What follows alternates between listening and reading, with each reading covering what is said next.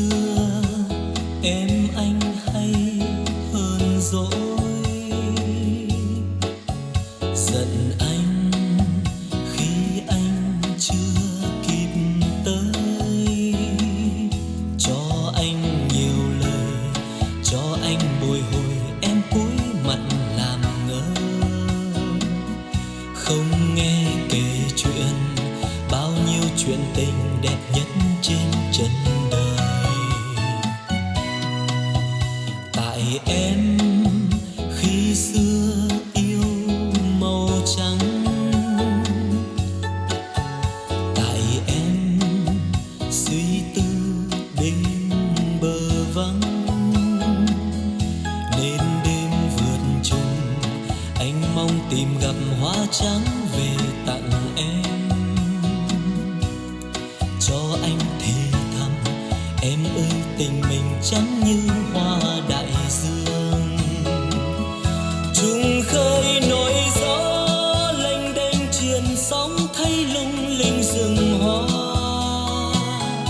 màu hoa thật trắng ôi hoa nở thắm ngất ngây lòng thêm. Vượt bao hải lý chưa nghe vừa ý lắc lư con tàu đi, chỉ thấy bọt nước tan theo ngọn sóng sáng hoa kia mịt mùng. Biển khơi không mang hoa màu trắng,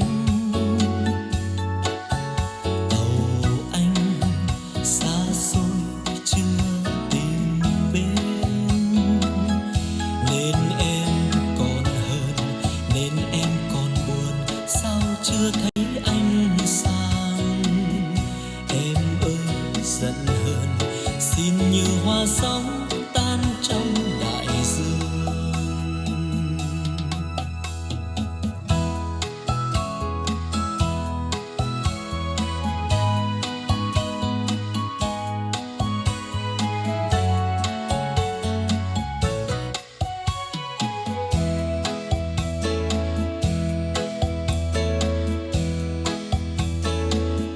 Trùng khơi nổi gió lênh đênh triền sóng thấy lung linh rừng hoa, màu hoa thật trắng ôi hoa nở thắm ngất ngây lòng thêm. Vượt bao hải lý chưa nghe vừa ý lắc lư con tàu đi, chỉ thấy bọt nước tan theo ngọn sóng sáng hoa kia mịt mùng. Biển khơi không mang hoa màu trắng, tàu anh xa xôi chưa tìm bên,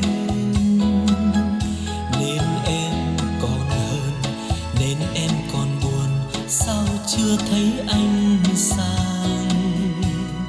Em ơi giận hờn xin như hoa sóng tan trong đại dương. Em ơi giận hờn xin như hoa sóng tan trong đại dương. Em ơi giận hờn xin như hoa sóng tan trong đại dương.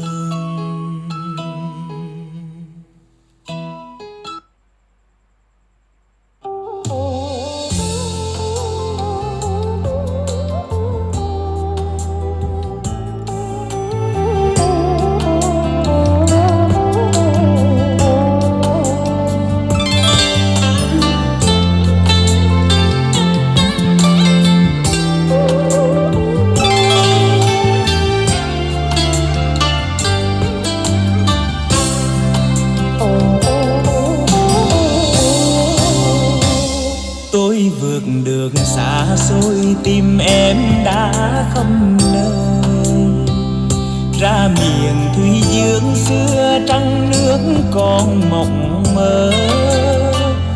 Nghe tiếng chuông chùa bên dòng hương giang lưng lờ, bên cũ cây đa này còn thắm duyên.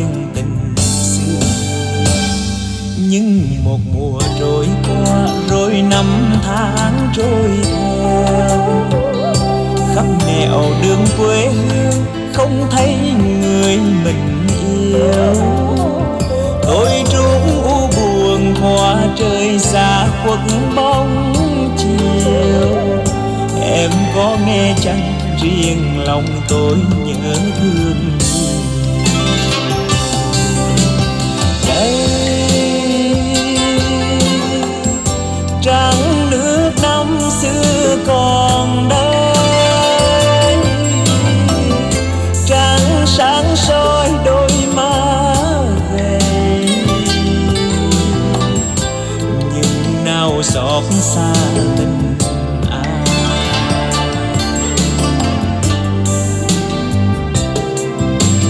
Đâu hoa thắm năm xưa còn đâu, hoa trắng vương trên mái đầu. Thương người nắng mưa dãi dầu,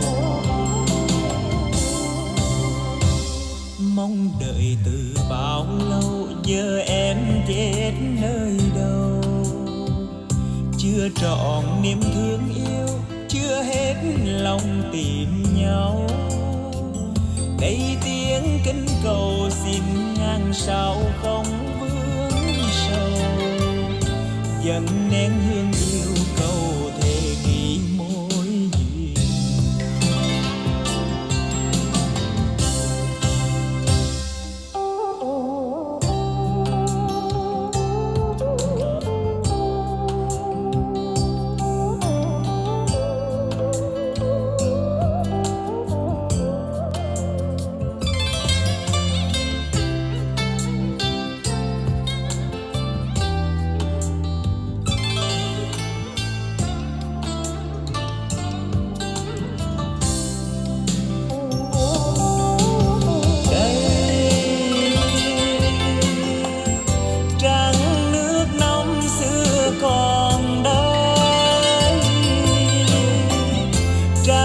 Sáng soi đôi má gầy, nhưng nào xót xa tình ai.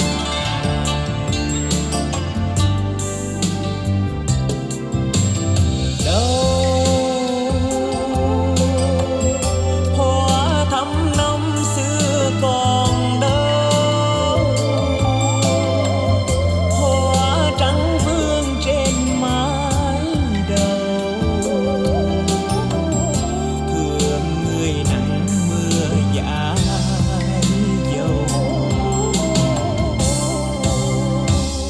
Mong đợi từ bao lâu giờ em chết nơi đâu. Chưa trọn niềm thương yêu, chưa hết lòng tìm nhau. Đây tiếng kinh cầu xin ngàn sao không vương sầu, dâng nén hương yêu